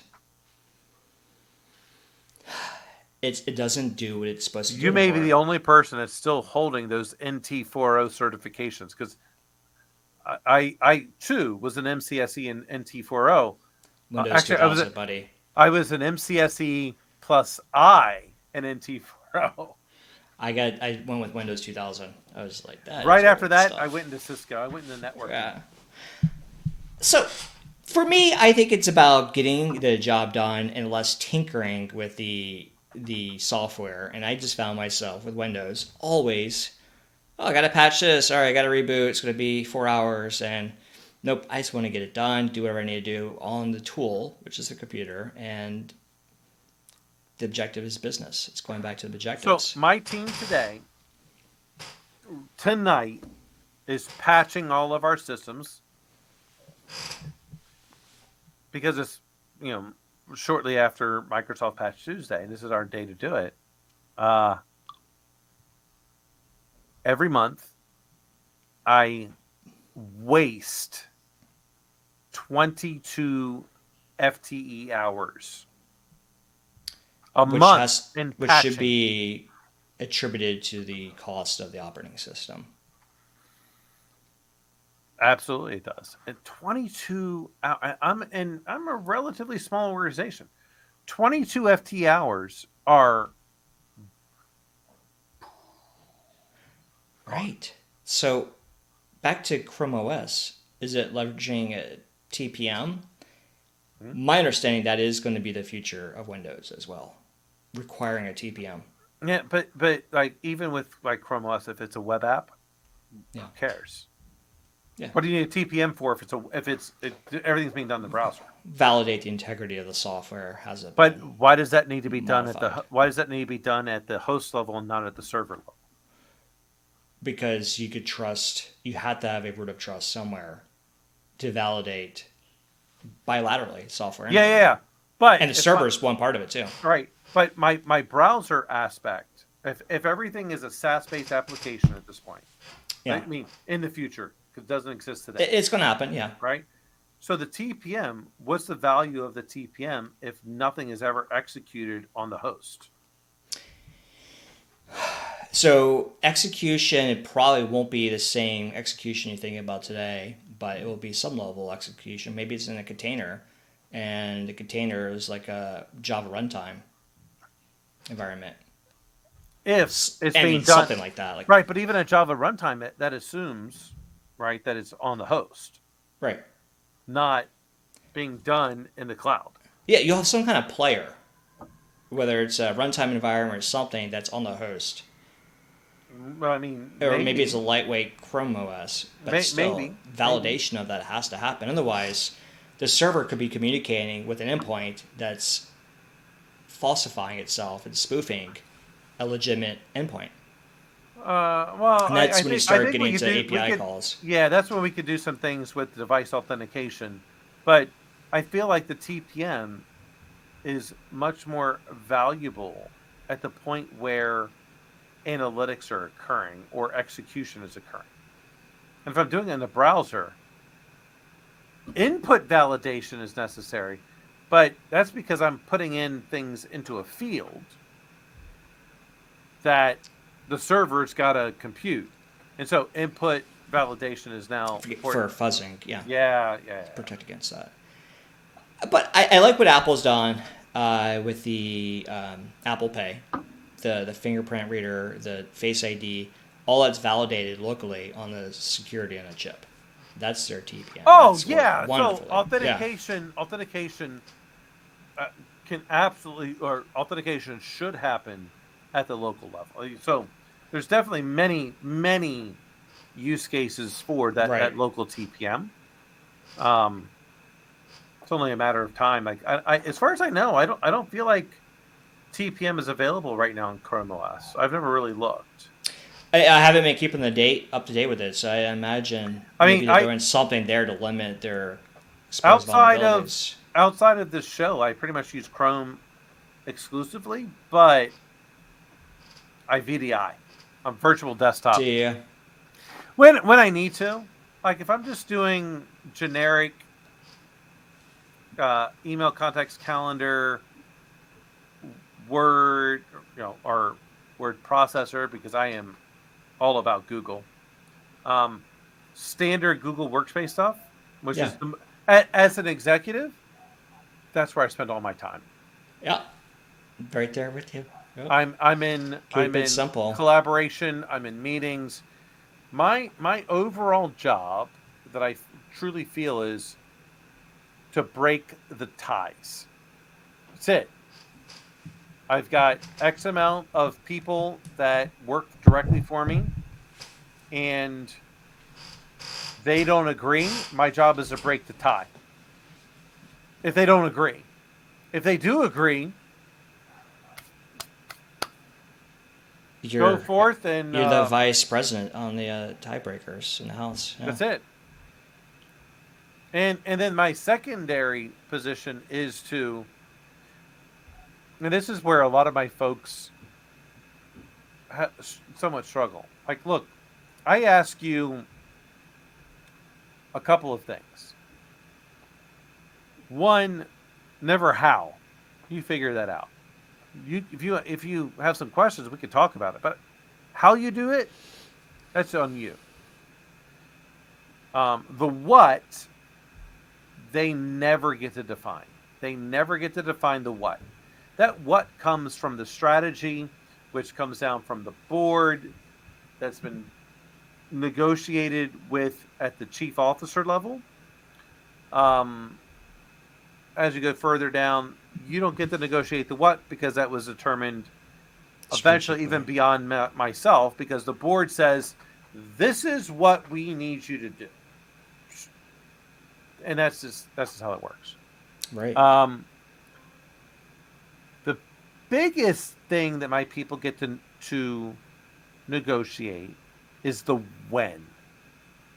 Now, I will go to them and be like, okay, when can you get this done? 98% of the time, whatever date they give me, I go back to my business partners and I go, this is when we can get it done. If they say no, I'm like, all right, well, hey, here's our priorities. Which one do you want to change? Right. They're like, well, I'd like you to change this one. Or they might be like, all right, we accept. But if they want to change it, I go back, hey, I hear you on the when, but does your when change if we do these things? If they say, oh, yeah, then it works. Done. If like, no, still doesn't, because this is a prerequisite to what you're asking. Oh, okay, great. I'll go back. Hey, sorry, can't do it. It's going by the state. What you're asking for, prerequisite, blah, blah, blah. That's those pieces. But I always go back to my people and go, that is not me telling you what needs to be done in terms of when, but you telling me when you can get this done, and it's your deadline.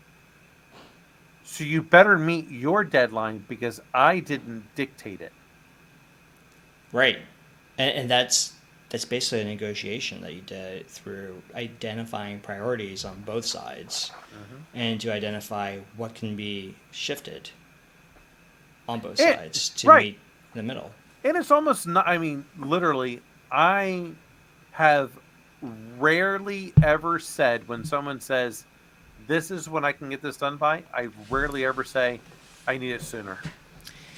And you know what? That is the best way to get commitment, is you have them identify the when. What do we call those? I'll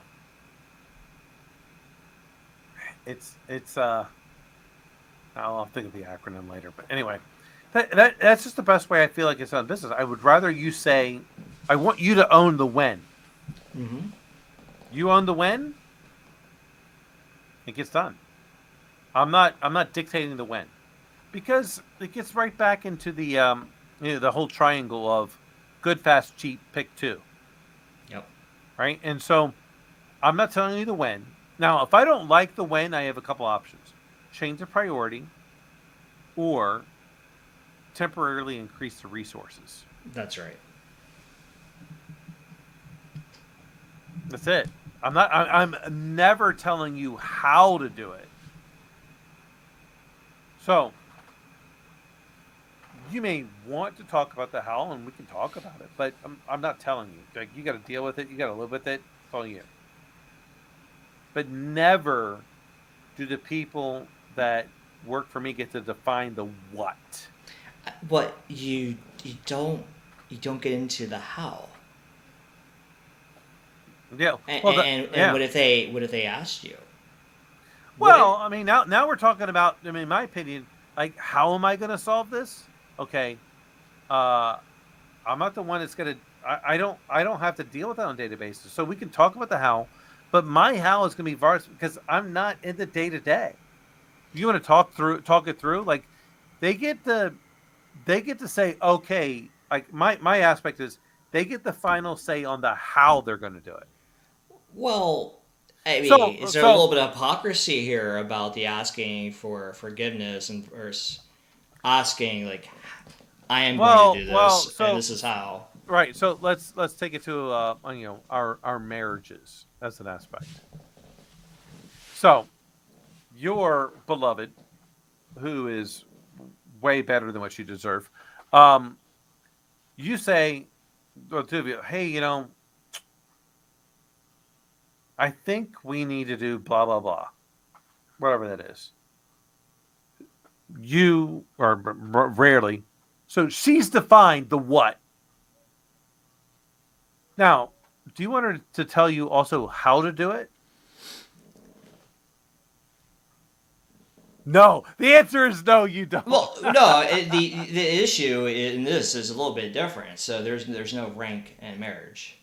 Well, it's not about rank. It's just that the way I look at it. So the missus for me will be like, well, we need to do blah blah blah. Okay. If you want me to do it, then don't tell me how to do it. As long as it accomplishes what you said and it's within budget and scope. I mean, I think some people like a little bit mentoring if it's outside of their wheelhouse. Right, but then that's that person saying, "Well, this is how I think I should do it. What do you think?" Like they're coming back and still owning it. Right. So, as example, you know what? I think we need to redecorate the family room, and I want the paint to be this color. Well, that's different. So, and I get into this too, where I don't know if that's different. No, I mean no, it's different because you have a PhD, and that is a qualification for information security. So I don't think you have a qualification in painting, and I don't think anyone will ever ask you for that. Well, they might. But here's my thing: is like you'll run into a situation like you're the expert. Well, how would you do this? Either that kind of thing, and a lot of times I kind of they're asking. I do want to leave it up to them. Right, so they're asking. So in this case, my significant other says, "I want to redecorate the family room." Okay. I want the color to be whatever color. Perfect. So that means I'm doing this color, because honestly, I don't care what color anything is. That's what she wants. Like whatever. I honestly don't care because I could live in a tent. I like my particular necessities of my daily life are very, very small. Okay. And I'm the one that's going to have to paint it. Don't tell me how to paint it. Does it look good? Does it meet your like we're talking about the specifications. Hey, it needs to be presentable. I don't have paint on the all of the quarter round and all that stuff. Like it's been taped off. Like don't tell me how to do all that stuff. If you want to tell me how, then you do it. Right. But you've decided you want to do this. I'm like, okay, I agree that I'm going to do it. And you pick the color, but you're not going to tell me how to paint. If you had a reputation of being, successful in what you do in your role, you don't think someone is going to want to hear from you on how you would do it. Well, and this is the part. So I tell my people. I mean, look, you've known me for a while. There's a whole lot in technology there's not a whole lot in technology that I haven't done. Right. So, you want to talk about cloud, servers, networking, security? All right. Good opinion. But I need you to own your decision. If you want to ask, well, what would you do? Well, okay. This might be what I might do. But don't let that influence you as to what you have to do. Because you got to live with it because you're on the day-to-day. I'm not. Ultimately, that how is going to affect your day-to-day. I could be like, you chose that fucking path, bro. Or, actually, it's also the female equivalent to bro is bro. Okay. Yeah. It's like man. The man aspect is short for human. Anyway, hey, you chose that path, not me. So I want them to choose the how because they're going to live with it. I'm not. And you got an invested interest because it's the IKEA effect. So I like that. So when you ask, it is about the what, less about the how, and less about the why. It's the what. Mm-hmm. As a leader, I define the what. Yeah. I will not. If you want my input on the how, Sir. by all means, we get to negotiate the when. And 98% of the time, whatever your when date is, I'm going to accept. But And I'm going to go negotiate on your behalf. what about some input on the what? If they ask, sure. I mean, Well, no, I mean, if they want to provide input to you. oh, well, I mean, I would hope that before the what was truly defined, I ask questions. I think a good leader says, "Hey, we're thinking about these strategic questions. How does that resonate with you? What comes to mind? What would you do if you were the CEO to solve that problem?" And I'll take that. But that is opinion. That is input. That is not necessarily the way we're going to go. Well, you're right, but perhaps they're very similar, and you can explain why they're very similar. Oh, and they're thinking yeah. along the right path. So, so let's say, which happens quite often. All right, you've inputted, you've made your opinion known. Thank you. And here's some information you may not know about. And here's the reason why or why not we're going in the direction you were saying. And it's not necessarily that you're wrong. Right. Right? That's just your opinion. Now we've moved beyond opinion and we're going to test. And now we've moved beyond test and this is just where we're going to go. And right. and a lot of junior level managers struggle with that aspect of opinion versus time to test. Like take a hypothesis and apply it to something to see if it works out. What do you mean by time to test? Yeah, so that you're I feel like you're right exactly where I want you to be. It's almost like I've trained you. Jiu-jitsu. So a great example is this. All right. Let's say you work for me and I'm like, "Hey Mike, I hear you. I've considered your opinion, but this is the direction I want to go. And this is my prerogative because hey, I'm in charge. Your job is to prove with 100% certainty as best your abilities that what I'm asking you to do won't work. And with that in mind, you should be asking the question of, but what if it does work? And because I want to be wrong. Because now we're in the test phase, right? It goes from, I want everyone's opinion. I've heard you. I've got to make a decision. My next decision is, what way are we going to test? And my way of testing, it's all about data. I expect you to do everything you can to test it to the point of it needs to be successful, keeping in mind that I need to prove that it will never work. And with that, being like truly engaging in that piece of this won't work and under what conditions. So where was it? I guess you went to Ohio State, right? So did they teach you over there about your MBA that that they teach you in your MBA Go blue. Right. that the hardest decisions that you're going to face are not the ones where it's yes or no, or this is going to work and this won't work. It's two very similar decisions that have possibly different outcomes, and you have to make a decision. They're both good, and you're uncertain of which one is the right one.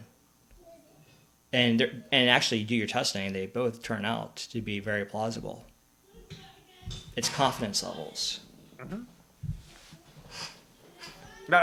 It's all true, and I mean, if I could change the thing, because I actually think you went to a better B school than Ohio State. So,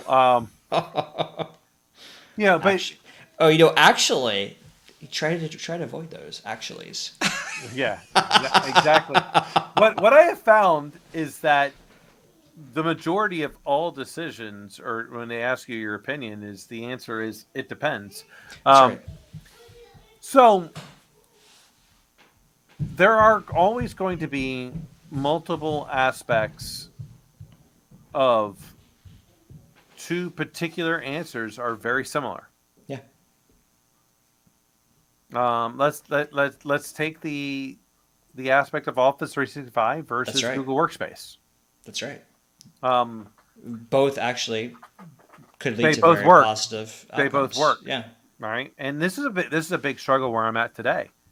They both work. Now, I'm a huge fan of Google Workspace for the main reason of Google did everything based on search and collaboration. Microsoft is bolted on. That's one part. Two, I can do if I am predominantly Google Workspace, I can now change all of my remote workforce to Chromebooks, which are far less expensive. Yeah. The total cost of ownership Oh yeah. between a Chromebook and a Basically Windows disposable. laptop, far difference. So all of those pieces come into equation. Now, this gets into that aspect. Well, we got to retrain people. Well, how much do we got to retrain them? Who's going to lose productivity? How long are they going to lose productivity for? Are we solving today's problem or years in advance? So, my size organization today, I could save $300,000 a year by moving to Google Workspace. In the event I were to choose to say I'm going to do the equivalent, now not just Google Workspace plus Chromebooks with a lot of my remote workforce, and I can actually do 99% of all transactions at the credit union with a Chromebook. Yeah. But why not just go VDI and just not even worry about the endpoint? Well, VDI is in there as well. Okay. So if I were to say we're staying with Office 365, I'm going to change out those Chromebooks because people feel more comfortable with a Windows platform. It's $2.2 million I have to add to my budget annually. It's a $300,000 savings based on what my norm was, because my particular institution didn't have a remote workforce before I got there. What about the non-tangible dollar amounts, like culture and cachet of walking around with like a MacBook Pro versus a Google laptop in the industry? I don't know if you're working with investment clients, things like that. Like, is there an image? Well, so brand? credit union, we're Yeah. So that might be a good thing then. But so you mentioned something that's a little bit interesting, which many people don't take into consideration. So you've got legitimately, like, I love Linux, but you're not rolling Linux out to any enterprise. It's just not happening, right? So you've got Microsoft, you've got Apple, you've got Google. That's really it. Microsoft is your highest overall total cost of ownership. Patches, everything. Highest amount of security that you need. Highest everything.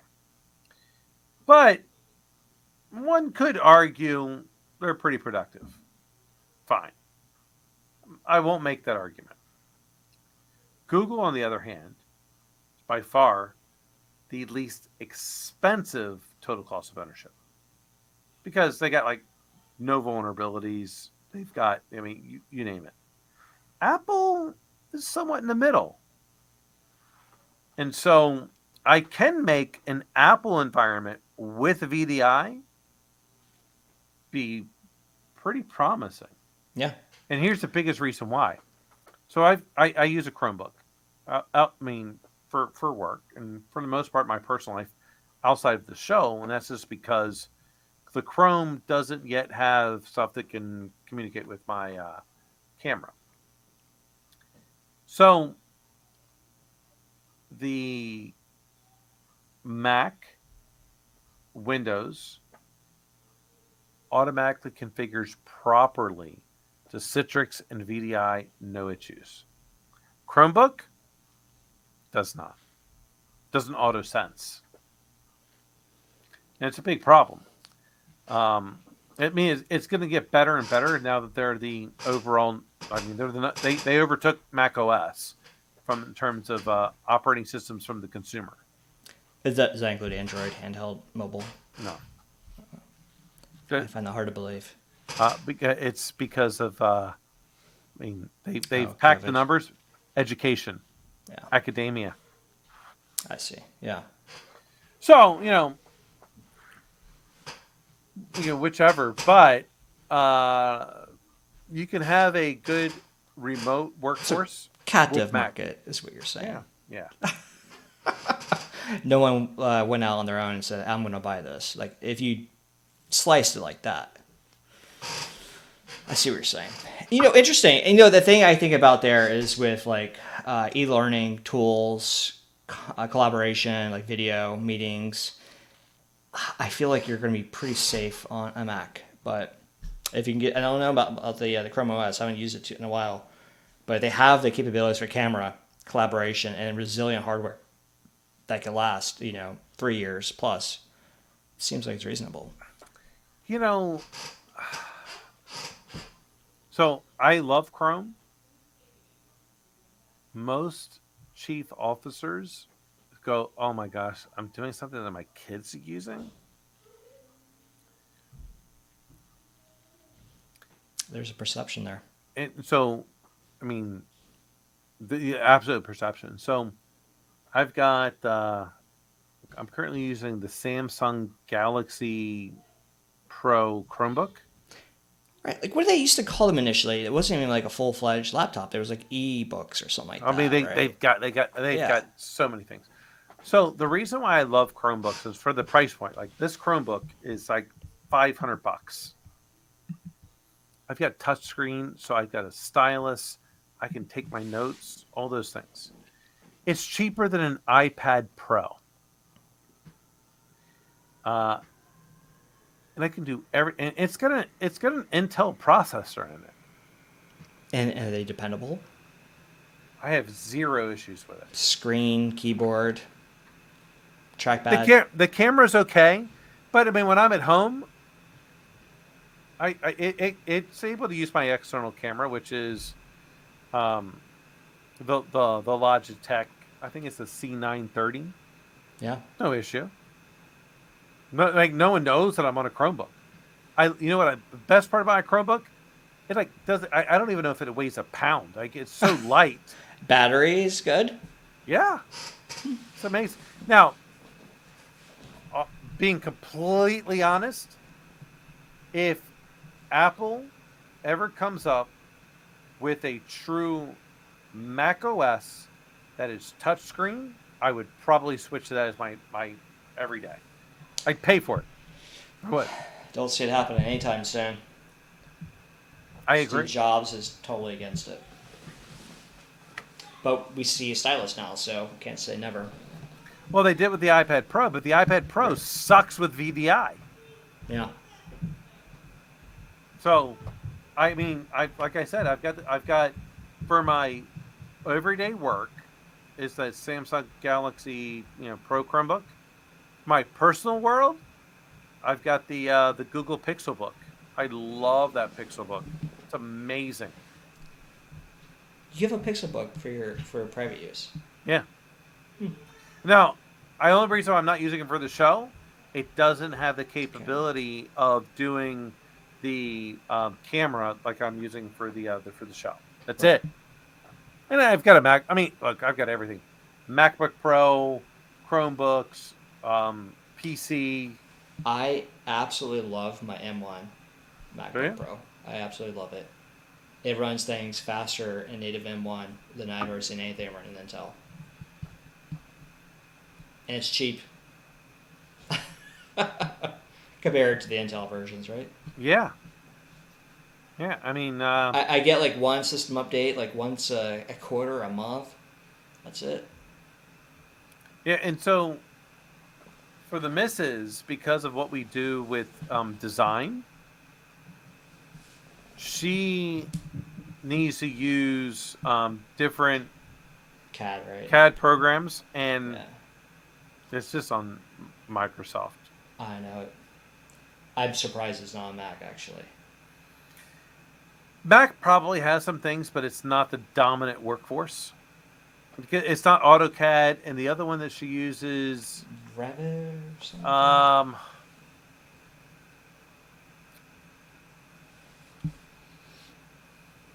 I don't remember. Oh, Civil 3D.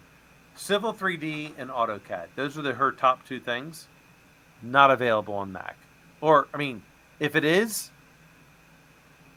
And no more Windows emulation for the ARM processors. It's not going to happen. good. Fuck Microsoft. Well, I mean, and fuck Intel. So, So good. I mean, look at the processor market. So Google's in the Pixel 6 phone, they've developed their own processor. Right. They've gone the exact same path that Apple's gone. So that means the next generations of Chromebooks that are top end won't be Intel. So their ARM, I think a lot of everyone's going to ARM, but I think eventually they're going to go to an open standard that is around, still on RISC, but an open standard beyond ARM. It's my understanding. Well, I mean, have whatever way you want Why to. pay royalties? Why pay royalties to anyone? Just do it in house. Make it specialized. Yeah, I mean, Google is going like there are Yeah. all in on this stuff, which means like, look, what's Samsung going to do? Samsung's just buying their shit from Qualcomm. Yeah. Almost every Android processor, Qualcomm. That's right. And now all of a sudden you have an alternative. Like there's like Google's not giving up this market. They're going. Intel and AMD have had and Qualcomm way too much money involved. NVIDIA, look at NVIDIA. I mean, they're just doing amazing in the cloud space and 3D GPUs, getting the processors, getting into mobile. I think Intel's run out of steam. Oh yeah. And they were really expensive. And they're behind. I still do a lot of gaming.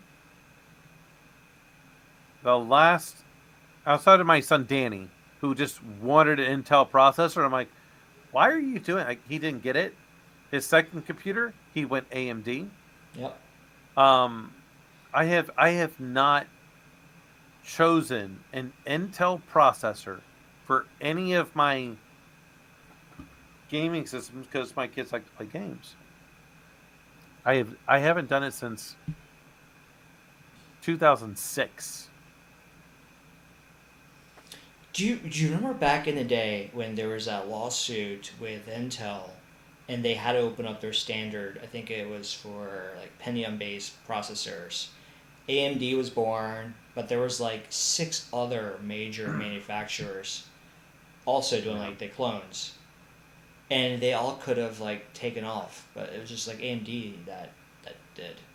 Yeah, AMD took that research and then redefined it. And they're like, okay, you know what? People want to overclock. Right. A little less stability, but give it to them. And you know the whole reason why they don't allow overclocking is that they could have been at that speed, but they failed an internal quality check, and they had to mark it down as a speed. Yep. So that's how they play it safe. AMD said, do whatever the fuck you want to do. What do you want? You want to pull out the jumper pen? Hey, go for it. Yeah. I mean, that's exactly it. So, anyway. All right, my friend. Any final words for tonight? This has been amazing. Always appreciate the time for exchange. I even learned a little bit as well about asking the right types of questions and how to put it. So that's worth a lot there. I hope the next time that you come on, you're not using those stupid ass AirPods. Go ahead and feel free to send me over some Google Pixel ones. That's fine. Actually, I gotta tell you, I love the skull candy. Yeah. Yeah. I think for the price, they're amazing. I think I paid like $65 for my skull candies. Well, I will tell you, I did buy this just for you to make sure I have a high quality microphone. You sound great. You just gotta get a better camera. It's the built-in one in them once. I do want to get one that's up here. Maybe somehow rotates. I'll get one. I'm not sure the best camera is going to help your appearance. We'll have to fix your streaming quality. All right, my friend. Well, hey, I appreciate you coming on tonight. I'm going to have to break this into like 2 episodes in terms of like putting it on Instagram. So this was awesome. I appreciate it. Yeah. Hopefully we'll do it soon. And I'm just going to say hello to everybody. And looking forward to watching it and hearing how it turns out. All right, my friend, and everyone that tuned in, take care. Have a great rest of your week. Take care. Thanks. Bye-bye.